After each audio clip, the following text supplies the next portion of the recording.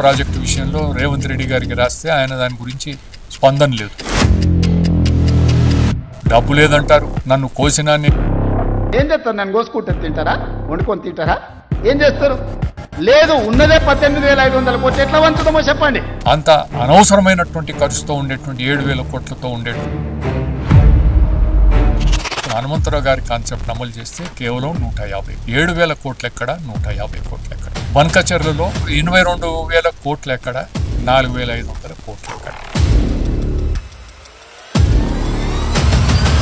బనకచెర్ల అంశంపై త్వరలోనే ఆంధ్రప్రదేశ్ సీఎం చంద్రబాబు నాయుడు గారిని కలవనున్నారు సీనియర్ నాయకులు మర్రి శశిధర్ రెడ్డి గారు. సార్ చెప్పండి, ప్రధానంగా ఏపీ సీఎం చంద్రబాబు నాయుడు గారిని ఎప్పుడు కలవనున్నారు, ఏ అంశం మీద మాట్లాడనున్నారు?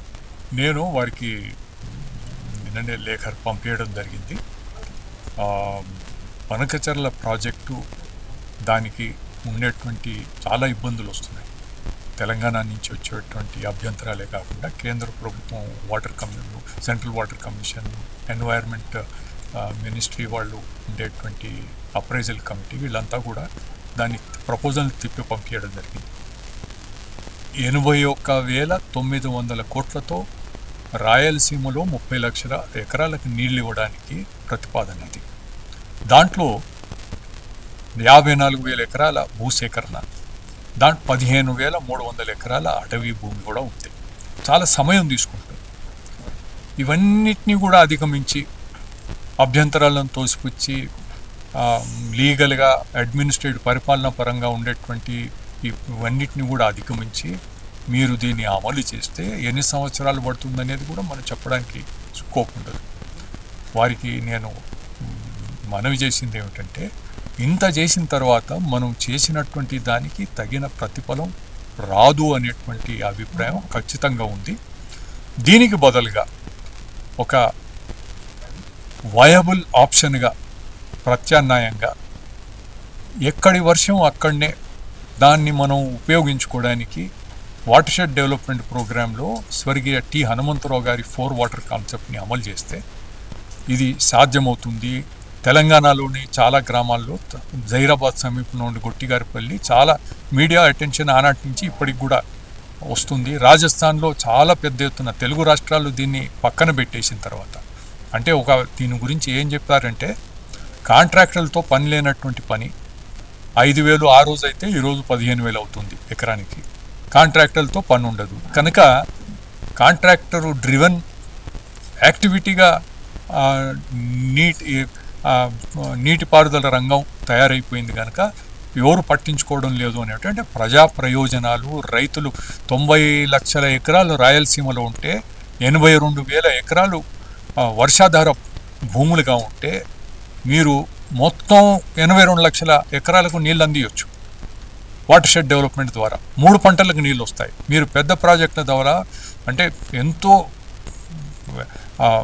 వ్యయంతో కూడుకున్నటువంటి పెద్ద ప్రాజెక్టులు ఒక పంటకు నీళ్ళు ఇస్తే, ఇది ఇంత తక్కువ ఖర్చుతో 3 పంటలకు నీళ్ళు ఇచ్చేటువంటి అవకాశం దీంట్లో ఉంది కనుక దీన్ని పరిగణలోకి తీసుకోండి. అంతేకాకుండా ఇక్కడ ప్రత్యేకమైనటువంటి అంశం ఏమిటంటే, 2000 సంవత్సరంలో దేశవ్యాప్తంగా అనేక రాష్ట్రాల్లో కరువు వచ్చింది. మన రాష్ట్రంలో కూడా కరువు వచ్చింది. అంతవరకు కరువు పరిస్థితులను దృష్టిలో పెట్టుకుని దాన్ని ఎదుర్కోవడానికి చంద్రబాబు నాయుడు గారు ముఖ్యమంత్రిగా ఉండి నీరు మీరు అనేటువంటి కార్యక్రమానికి మే 1, 2000 సంవత్సరం 12వ విడత జనవభూరి కార్యక్రమంతో పాటు దీన్ని వారు అమలు చేయడం మొదలుపెట్టారు. దాని కింద ఒక వాటర్ కన్జర్వేషన్ మిషన్ అని కూడా ఏర్పాటు చేసి నిపుణులతో కూడినటువంటి ఒక కమిటీ, దానికి చంద్రబాబు నాయుడు గారు స్వయంగా చైర్మన్గా ఉండి దీంట్లో ఈ మిషన్ కింద ఒక టెక్నికల్ కమిటీని ఏర్పాటు చేసి స్వర్గీయ హనుమంతరావు గారి కాన్సెప్ట్ నేను చెప్తున్నాను కదా, వారిని దానికి చైర్మన్గా పెట్టి వారు అంతవరకే అంతర్జాతీయంగా ఒక మన్నన పొందినటువంటి చతుర్విధ జల ప్రక్రియ 4 వాటర్ కాన్సెప్ట్ను అమలు చేస్తే మనకు కరువు పరిస్థితిని, శాశ్వత కరువు నివారణకు అది దారి తీస్తుంది అనేటువంటి అంశాన్ని వారు చెప్పడం జరిగింది. అయితే అది అమలు జరిగిన దాంట్లో జైరాబాద్ దగ్గర ఉన్నటువంటి కోహిర్ మండల్లో ఉన్నటువంటి 24 సంవత్సరాలను చూస్తాం. ఇప్పటికీ కూడా 3 పంటలకు నీళ్ళు వస్తున్నాయి. రాజస్థాన్లో ఉన్నాయి. వీటన్నిటిని కూడా పరిగణలోకి తీసుకొని కరువు నివారణ, శాశ్వత కరువు నివారణ దాంతో అనేకమైనటువంటి దాని వలన ప్రయోజనాలు ఉన్నాయి. ప్రత్యేకంగా పెద్ద ప్రాజెక్టులు అవసరం లేదు. ఈ ఇంటర్లింకింగ్ ఆఫ్ రివర్స్ అంటే గోదావరి జలాల్ని కృష్ణా పెన్నా డెల్టాకి బేసిన్కి మనం ఎక్కువ ఖర్చుతో పెద్ద ప్రాజెక్టు లిఫ్ట్ చేసి ఇవన్నీ చేసుకోవడానికి అవసరం లేదు, ఉండదు. రాష్ట్రాల మధ్య తగాదాలు లేకుండా పోతాయి. ఇవన్నీ కూడా దీనివల్ల వచ్చినటువంటి ప్రయోజనాలు. ఈ సందర్భంలో దీన్ని అర్థం చేసుకుని దీన్ని ముందుకు తీసుకొని పోవాలని చెప్పి తెలంగాణ కొడంగల్ ప్రాజెక్టు విషయంలో రేవంత్ రెడ్డి గారికి రాస్తే ఆయన దాని గురించి స్పందన లేదు. మాకు డబ్బు లేదంటారు, నన్ను కోసినా నేను ఏం చేయలేను, ఏమి ఇవ్వలేను, డబ్బు లేదు ప్రభుత్వం దగ్గర అంటూనే అంత అనవసరమైనటువంటి ఖర్చుతో ఉండేటువంటి 7,000 కోట్లతో ఉండేటువంటి దాన్ని చేయాలని 1,200 రూపాయలు అడ్వాన్సెస్ కూడా ఇవ్వడం జరిగిందనేటువంటి వార్తలు వస్తున్నాయి.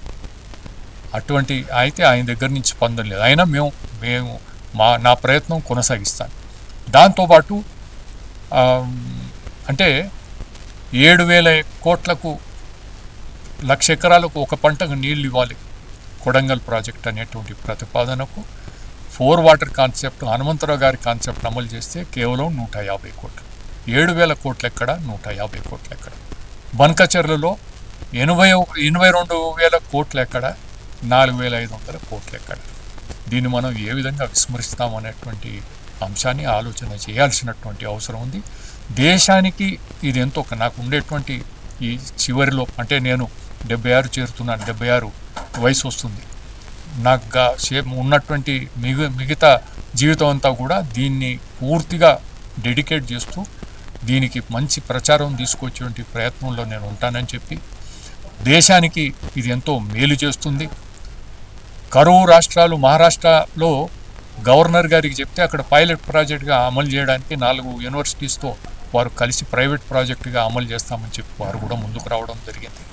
ఈ రకంగా మొత్తం దేశానికి ఉపయోగపడేటువంటి ఈ ప్రాజెక్టు ఈ కాన్సెప్టు ఎక్కడ కురిసినటువంటి వర్షంతో మీకు తగాదాలు లేవు. ఏ రాష్ట్రాల మధ్య తగాదాలు ఉన్నాయి, ప్రాంతాల మధ్య తగాదాలు ఉన్నాయి, జిల్లాల మధ్య తగాదాలు ఉన్నాయి. ఈ విధంగా చేసుకోవడంతో ఎంతో ప్రజలకు మేలు జరుగుతుంది. కరువు శాశ్వత నివారణ అవుతుంది.